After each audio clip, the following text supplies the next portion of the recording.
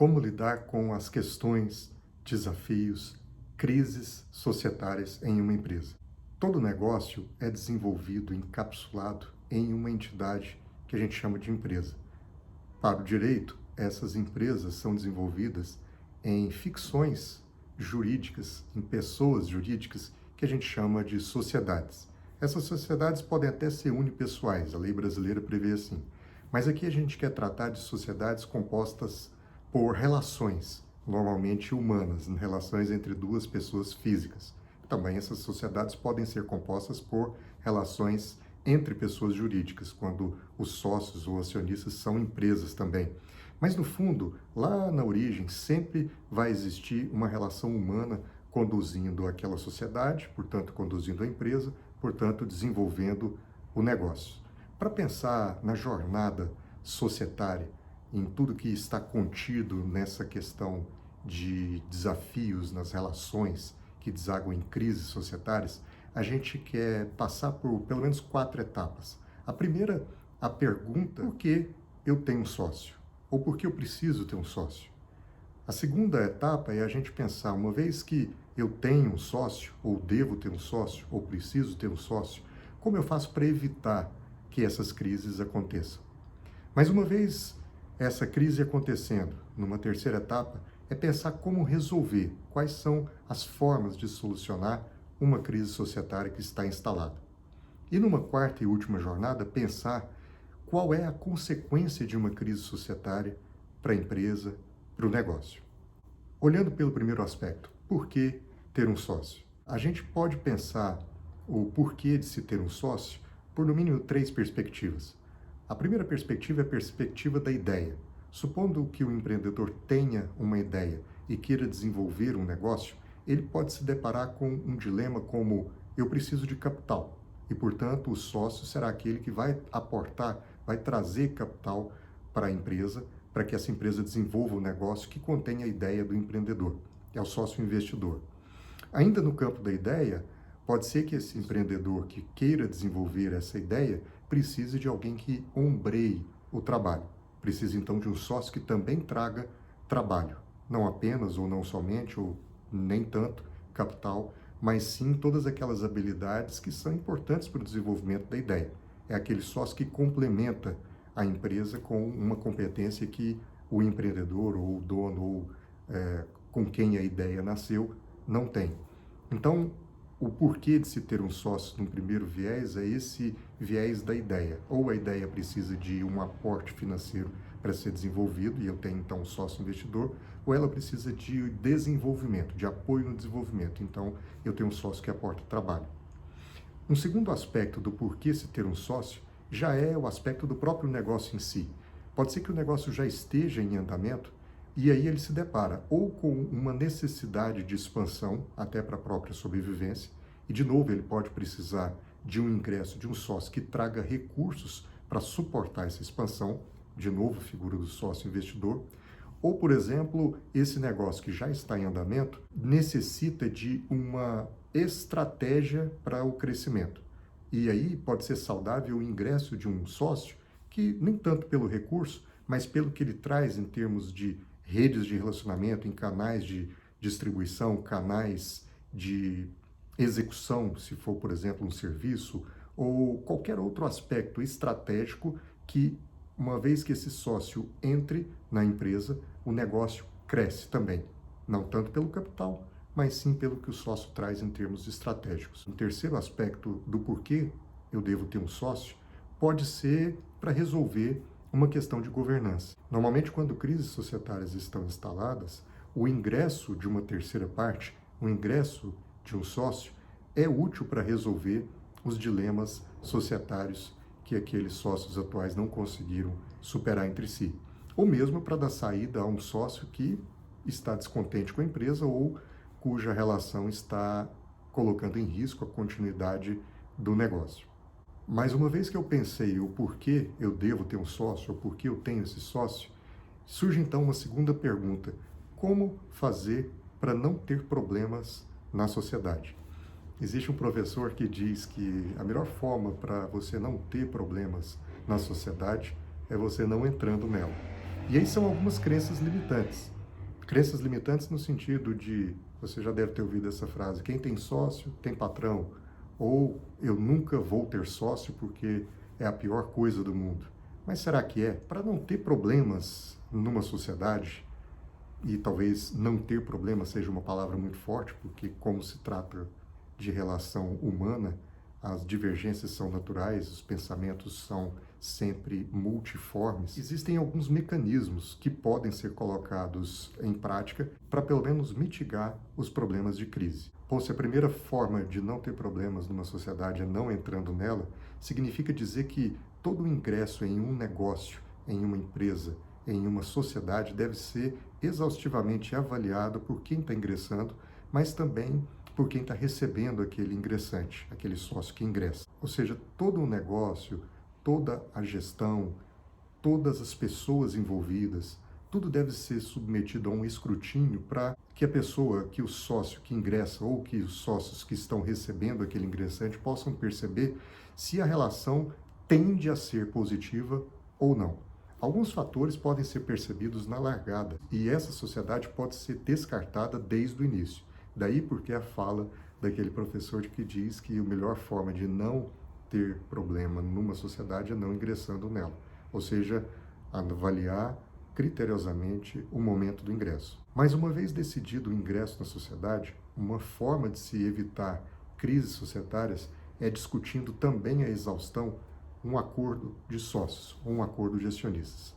Porque esse documento é, junto com o contrato social ou o estatuto, e uma vez que eles conversem entre si, os elementos que depois, se uma crise societária for instaurada, vão permitir que essa crise seja resolvida, ou pelo menos vão conter os mecanismos já pensados antes de como se resolve um impasse. Todo negócio precisa ser pensado na origem a partir da sua perspectiva de saída. Se eu decidir entrar numa empresa, ou se eu decidir montar uma empresa, eu tenho que pensar como é que eu saio dela. Se eu decidir entrar numa sociedade, eu tenho que pensar como é que eu resolvo um impasse societário se ele acontecer, porque senão todo o negócio está em risco. Um acordo de acionistas, então, pode prever modelos de gestão, modelos de decisão, quórums de deliberação, regras para saída, o que acontece se alguém falece, o que acontece se alguém se divorcia, quais são os mecanismos de solução de impasse que as partes vão prever e contratar entre si, o que acontece quando a sociedade necessitar de recursos e um dos sócios não tiver condição de aportar recursos, ou seja, toda a vida da empresa olhada em projeção precisa ser testada em discussões prévias à constituição da própria sociedade e escrita em forma de cláusulas que a gente chama de acordo de sócios ou acordo de acionistas. Por isso, é muito importante que, ao ingressar na sociedade, aquele sócio assine concomitantemente ao recebimento das cotas ou ações um acordo de sócios ou acordo de acionistas. Isso mitiga enormemente os problemas que podem surgir e vão surgir pela frente. É a regra do jogo, é a forma como a gente vai resolver os impasses. Um outro aspecto importante para evitar que crises aconteçam é estabelecer um modelo de gestão que seja extremamente eficiente, despersonalizado ao máximo. Ou seja, a linha de execução da empresa deve ser preferencialmente profissionalizada. Mas se não for ainda possível, não for uma realidade para a empresa, pelo menos os papéis dos sócios que trabalham na empresa devem ser perfeitamente definidos, para que a empresa possa capturar ao máximo da qualidade das competências de cada pessoa envolvida, seja ela sócia, seja ela executivo. Cada pessoa tem um perfil, tem um dom, tem uma habilidade. E a beleza da sociedade é aproveitar ao máximo aquilo que cada um contribui com sua força. Porque um jogador jogando uma partida de futebol na posição equivocada, ele vai pouco contribuir para um time. Você não coloca um goleiro no meio de campo, não coloca um lateral no gol, se aquilo não for habilidade daquela pessoa.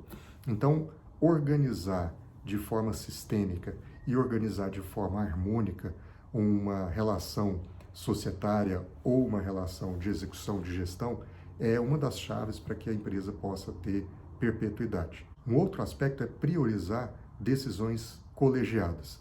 Se as pessoas têm competências, características distintas, diversas, e essa diversidade é que é a força da empresa, então que sejam estabelecidos ambientes, tanto na diretoria, quanto principalmente em nível de conselho, seja em nível de conselho de administração, ou seja em nível de conselho consultivo, se ainda não for adequado para a empresa ter um conselho de administração, mas o ambiente colegiado para que as virtudes de cada parte se manifestem a bem do todo, é decisivo para que as crises societárias sejam pelo menos mitigadas. Quando os sócios estão dispostos a receber opiniões de terceiros, a dividir essas opiniões, eles passam a considerar essas opiniões na formação da sua decisão, da sua deliberação, da sua ideia, do seu juízo acerca de alguma questão.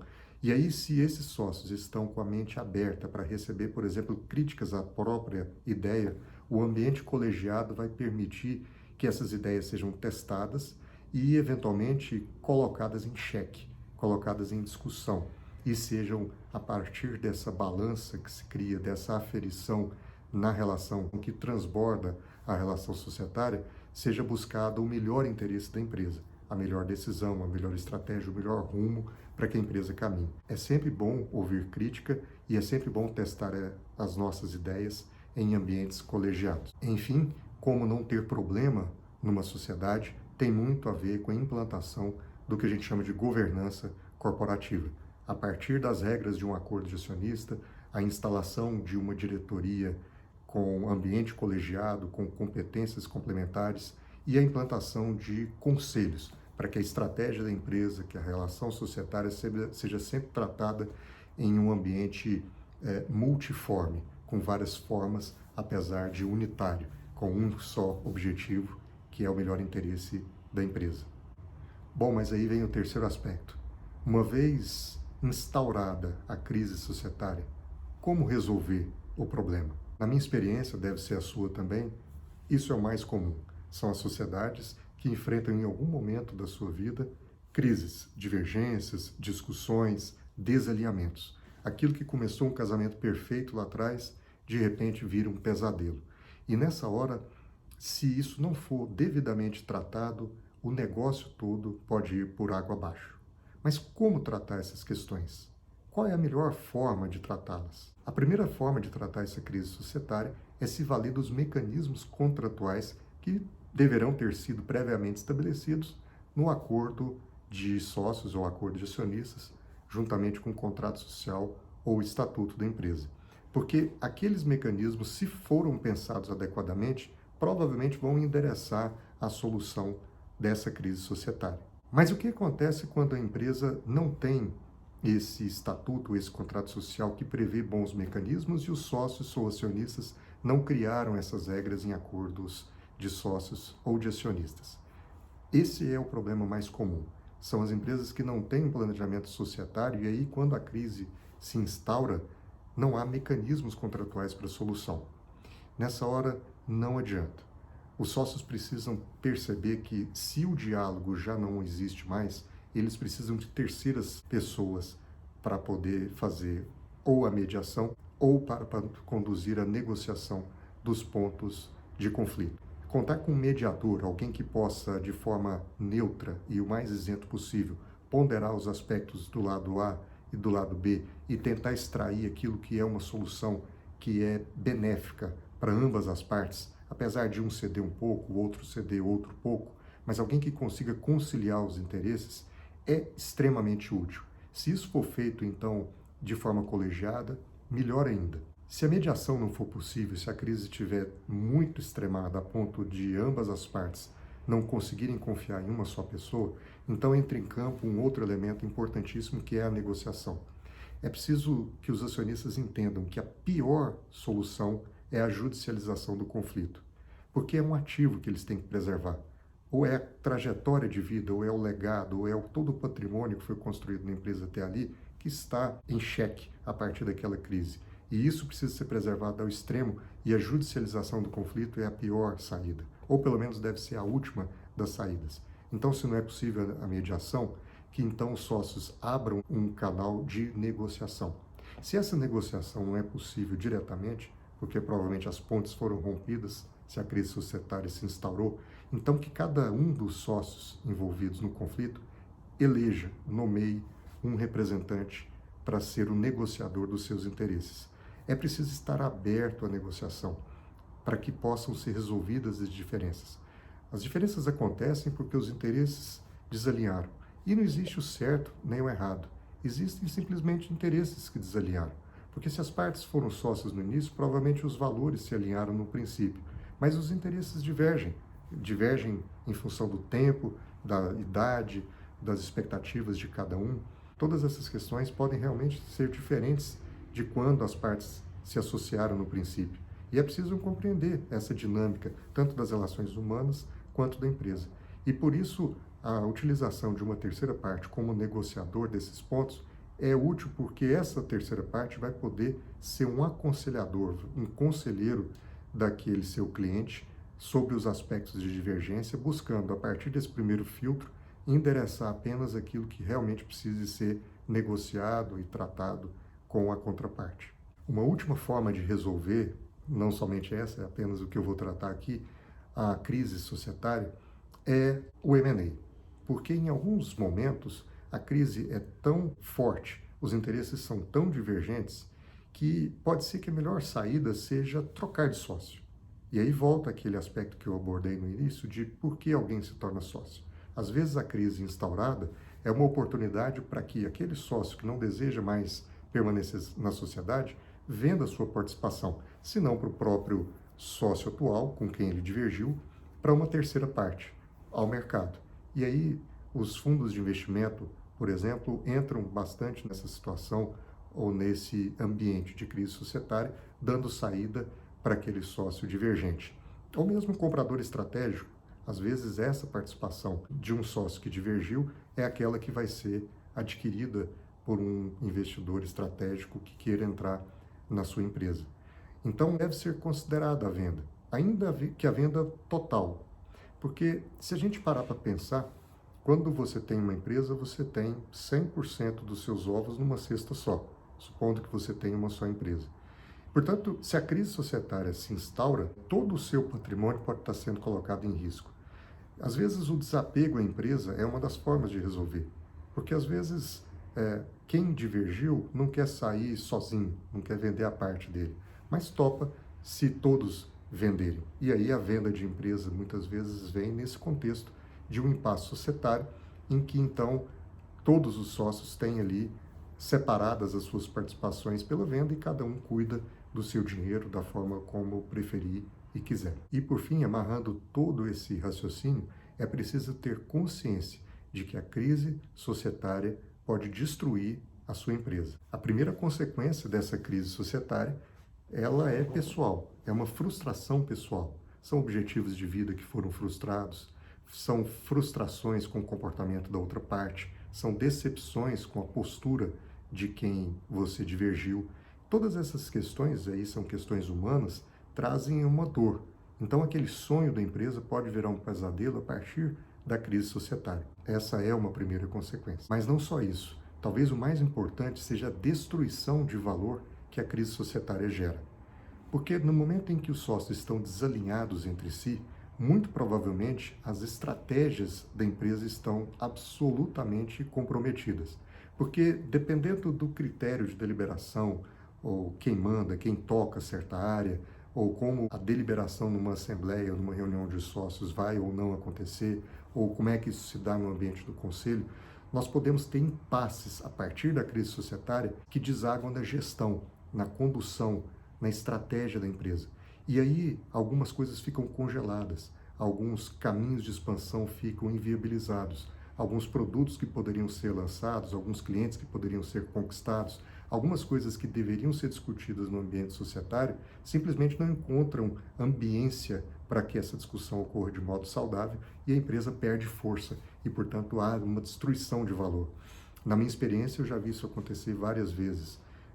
Empresas, por exemplo, familiares em que as coisas não são tratadas, não há acordo de sócios, não há acordo de acionistas, e quando você vê, as gerações passam, né, e o crescimento é exponencial, então as pessoas, os fundadores vão falecendo sem tratar a sucessão, os acordos não são feitos, e as pessoas vão aumentando, aumentando, então a base acionária da empresa fica de um tamanho incompatível, vira um trem descarrilhado, vira um avião desgovernado, porque não se sabe quem manda, não se tem ambiente para decidir e a empresa muitas vezes perde valor porque ela deixa de capturar toda a mais-valia que o mercado poderia lhe oferecer. E isso deságua também numa outra característica de uma crise societária, que é a perda de chances.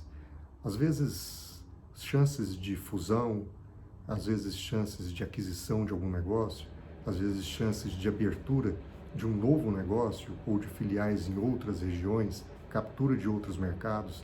Todas essas questões que são chances que passam pela administração da empresa, capturadas ali no dia a dia da organização e que poderiam ser implementadas, capturando, gerando, aumentando o valor da empresa, elas simplesmente são desperdiçadas, de novo, porque não há ambiente societário para se decidir nesse ou naquele caminho.